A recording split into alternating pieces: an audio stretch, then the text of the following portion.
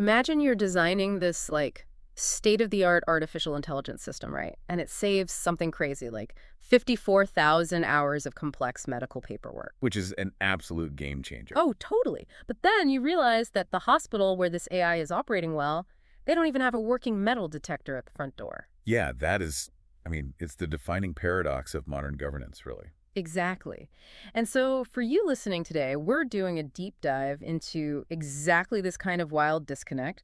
We're pulling apart the late June 2026 edition of the Veteran Voice Weekly, and we're going to track this dual theme running through all these sources. Right, the accountability and access theme. Yeah, accountability and access, because we are looking at an institution that's basically being forced to rewire its entire nervous system, like, almost overnight. The scope of it is just staggering. We're seeing reorganizations in these pages that touch everything from the highest levels of digital infrastructure, Pacific theater warfare, all the way down to the super granular details of an individual veteran's daily life. Right. So picture this contrast for a second. You have the VA deploying hundreds of AI systems to manage healthcare. But at the exact same time, they are fundamentally restructuring their physical police forces just to secure hospital lobbies. Yeah. And meanwhile, you look at the Army, and they're fusing cyber warfare with these historic infantry divisions. And then, at the actual ground level, the government is trying to remove friction by literally dropping groceries at people's doorsteps. Right, the commissary stuff. Yeah, while simultaneously sending young veterans out into the woods with chainsaws to fight wildfires. It's wild. And, these seem like completely disconnected stories, right? Like algorithms, cyber warfare, grocery deliveries. Yeah, they sound like different planets. Right. But if you look closely at the mechanics behind them, they are symptoms of the exact same phenomenon. The system is finally being forced to collapse its outdated, scattered structures to face, well, modern reality. Okay, so let's start with the digital side of that reality, because this AI revolution is just aggressively colliding with the legacy healthcare system. The VA recently published its 2025 AI inventory. It's a fascinating rate. It really is. The numbers show 367 separate artificial intelligence systems currently in use agency-wide. Yeah, but we need to look at how they actually categorize those 367 systems, because obviously not all AI carries the same weight. Yeah. About 215 of those systems are explicitly marked as high impact. And a high-impact system means the algorithm is directly touching decisions, benefits, or services that affect veterans' lives. Right, so it's not just like a smart spam filter for some employee's inbox. Exactly. Over 50,000 VA staff are using commercial tools like Microsoft Copilot and Grammarly, and even the VA.gov chatbot is classified as high impact. But the system's actively sitting in the room during critical care. Those are what really stand out. Yeah, the sources highlight something called the ambient AI scribe, which is, well, this system basically listens in on doctor-patient conversations and automatically drafts the clinical notes. Right, and think about the mechanism there. Doctor burnout is heavily tied to the hours they spend just typing up charts after appointments, right? Oh, yeah, the paperwork is endless. So an ambient scribe uses natural language processing to differentiate between, casual conversation like, how's your day, and actual medical diagnoses, translating that spoken dialogue into a structured medical file. Which sounds amazing. And there's another one heavily featured called the TERRA Memorandum Automation. TERRA stands for Toxic Exposure Risk Activity, and the data shows it has processed over 181,000 forms, saving about 54,000 work hours. Let's break down how that actually works under the hood, because it's important. A toxic exposure file isn't just some simple intake form. No, not at all. It's this dense, messy compilation of military service records, deployment histories, complex medical charts. Usually, a human clerk has to read through all that unstructured data to find, say, a single line mentioning a burn pit in Iraq or a chemical spill at a base. Right, which takes forever. Exactly. So Terra uses algorithms to scan those thousands of pages in seconds and pull out the relevant data points to build the memorandum. And the time savings are undeniable. But, the math here is where I start to get deeply concerned. They're reporting an accuracy rate for Terra of above 98%. Yeah, the 98% figure. Right, which sounds fantastic on a press release. But if you're processing 181,000 forms, that 2% failure rate equals over 3,600 veterans whose forms are getting kicked back, misunderstood, or just categorized incorrectly. Yeah, that's the reality of the math. And we are talking about cancer screenings and disability benefits here. Those are 3,600 real people facing actual health crises whose paperwork is being mismanaged by a machine. And this is exactly the point. The real vulnerability of AI in government isn't just the machine making a mistake. It is the human clerks developing what we call automation complacency. Automation complacency. Yeah, so when a system is right, 98% of the time, the human whose job it is to oversee that system naturally stops double-checking the edge cases. They trust the black box. And those 3,600 people fall through a digital crack that no human is actively monitoring anymore. Wow. Which entirely explains why watchdog groups are sounding the alarm right now. The VA press secretary, Quinn Slavin, says these high-impact systems have to pass an impact assessment and a WISC plan before they launch, and that they're monitored afterward. Right, that's the official stance. But Government Accountability Office, GAO, they're demanding checkable records. They are essentially saying, show me the math, don't just tell me it works. Yeah, and Chris Mishinkovich from the VFW, he summarized this core tension perfectly. He stated, AI needs to be a tool, not an employee. A tool, not an employee. I like that. Right. The struggle of modern governance is no longer about adopting the technology. They're doing that. The real struggle is building the auditing guardrails around the technology so that automation complacency doesn't replace human accountability. Okay, but here is the massive blind spot with all this focus on digital overhaul, right? An algorithm cannot stop a person with a weapon in a hospital lobby. No, it cannot. Digital updates just do not fix physical vulnerabilities. And the source material outlines these massive reorganizations happening right now to address failing physical structures, both at home with the VA police and abroad with the military. Yeah, and whether you're looking at digital firewalls, physical security, or global warfare, the underlying principle is identical. Decentralized, outdated structures just fail under pressure. Yeah. So the VA pulling its more than 5,000 police officers under one single chain of command is a prime example of this. They are creating the Office of Operations, Security, and Preparedness, which will report directly to a dedicated assistant secretary named Reginald Neal. And they aim to have this finished by October, right? Right. But the conditions that force this change are honestly alarming. They really are. The GAO conducted checks of 30 different VA sites this past spring, and they found that only 2 of those facilities had metal detectors. Only 2 out of 30. Yeah. And one of those 2 didn't even work. It's unbelievable. In one of those tests, an investigator literally drank from a vodka bottle in a facility lobby, and no one stepped in to intervene. And a separate VA Inspector General review found that 58% of facilities were dealing with severe officer shortages. Which goes back to the structure. When a hospital security is managed at the local level without a centralized standard, accountability just vanishes. Yeah, you get broken metal detectors and empty patrol shifts. Exactly. So the VA's solution combines structural centralization with, well, necessary financial mechanics. They're bumping the starting pay from a GS-5 to a GS-6. Right, and for anyone listening who might be unfamiliar with the GS or general schedule, that is this incredibly rigid pay scale used by the federal government. So moving an entire class of employees up a grade that requires a massive bureaucratic lift. It does, but it changes the recruitment math entirely. Yeah. Under the new scale, a rookie officer in Atlanta will now make about $48,000 a year, which is roughly a $5,000 increase. And they're also creating new ranks to give officers an actual path for career advancement. And the financial incentive is clearly working because a recent job posting drew 3,800 applicants.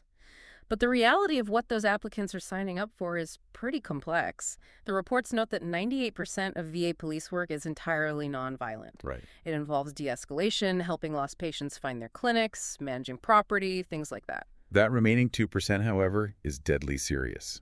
The source material highlights an incident from March where a patient shot and killed a VA social worker in Jasper, Georgia. Oh, yeah. That was tragic. The danger in these facilities is very real. And when you understand that officers are walking into potentially lethal situations, that anecdote about a hospital lacking a functional metal detector becomes significantly more chilling. Absolutely. So keep that image of the vulnerable hospital lobby in your mind, because the contrast with what the military is doing right now is staggering. Up in Washington State at Joint Base Lewis-McChord, or JBLM, the Army fundamentally reorganized its command structure for the Pacific Theater.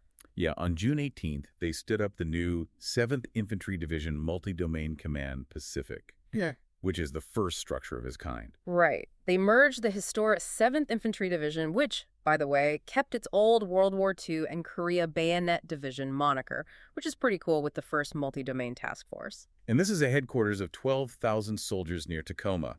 but they're blending two Stryker Brigade combat teams with drones, long-range precision fires, cyber attacks, and electronic warfare. Okay, we need to define how those pieces actually interact because it sounds like a complete paradigm shift in the mechanics of warfare. It is, yeah. So a Stryker is an 8-wheeled armored combat vehicle designed to move infantry quickly across a battlefield.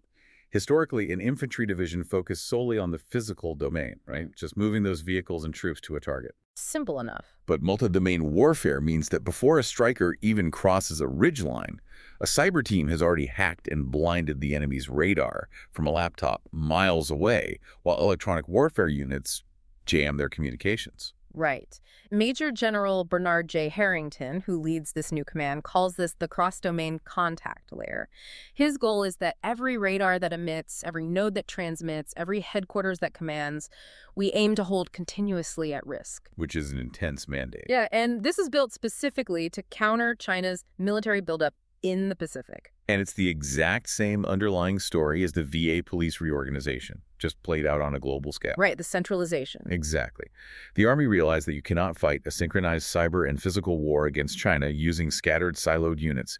They had to collapse the cyber task force and the traditional infantry into a single, centralized command. You have to reorganize for reality. Okay, so that brings us from the macro-level strategies down to the individual.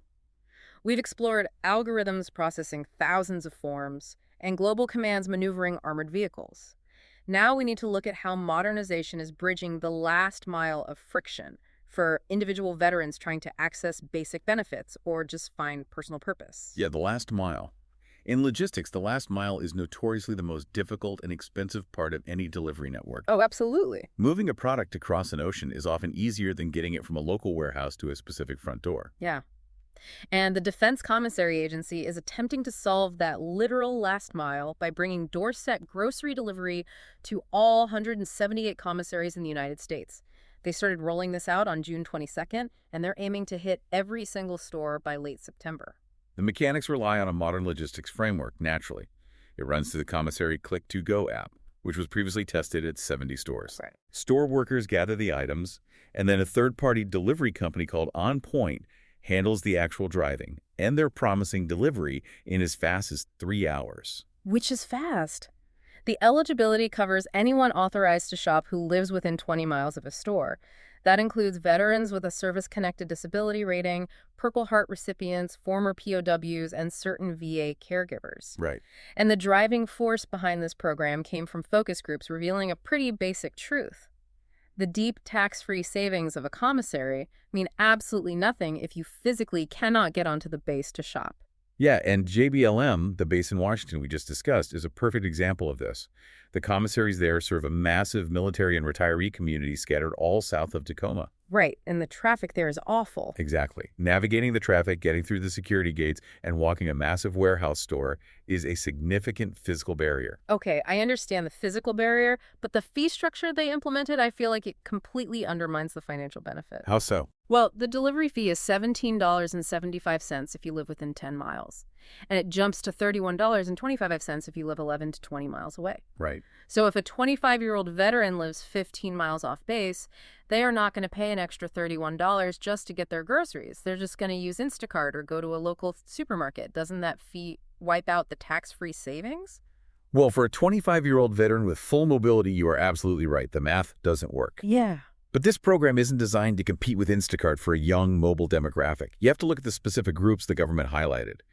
Disabled veterans, elderly former POWs, and full-time caregivers. Okay. For that demographic, the value proposition isn't merely about saving a few dollars on taxes.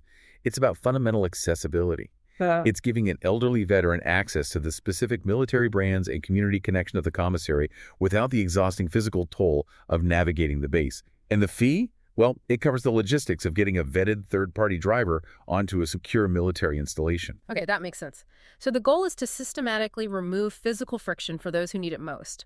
But interestingly, as the government uses apps to remove friction from grocery shopping, they are simultaneously funding another program that deliberately introduces extreme physical friction. Oh, the Fire Corps. Yes. The VA highlighted a program on June 24th called the Veterans Fire Corps.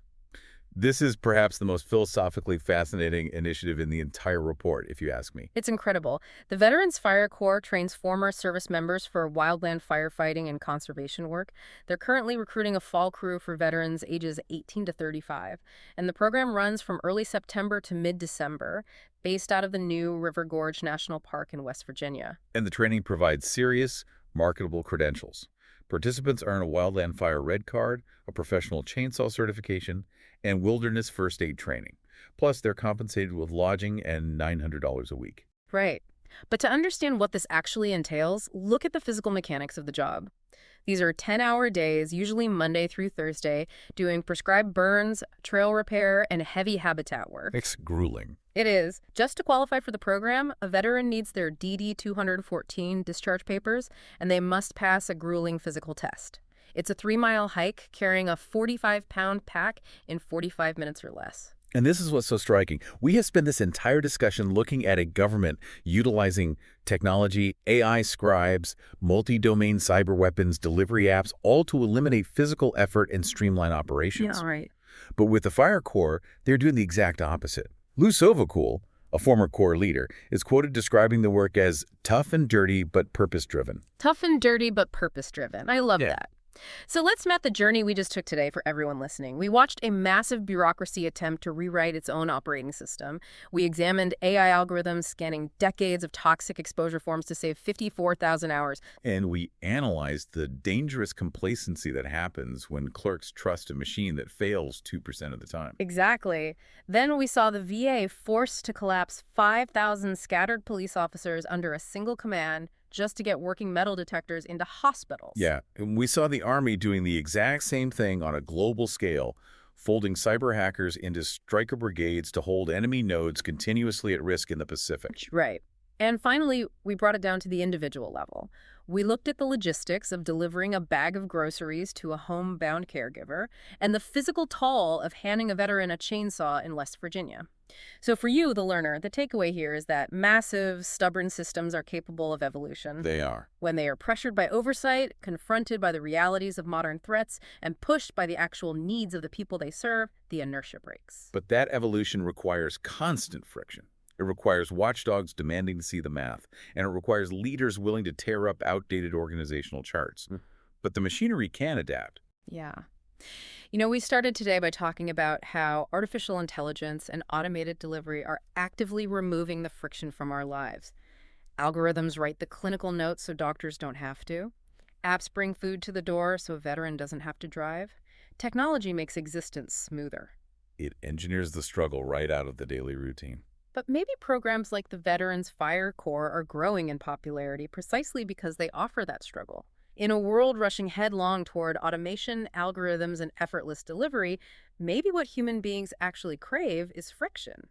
A 45-pound pack on a steep 3-mile hike to remind them they have a purpose that technology can never replicate. We can modernize the software, but we still need the muscle and the bone. Something to think about next time you're waiting on hold. Thanks for taking this deep dive with us.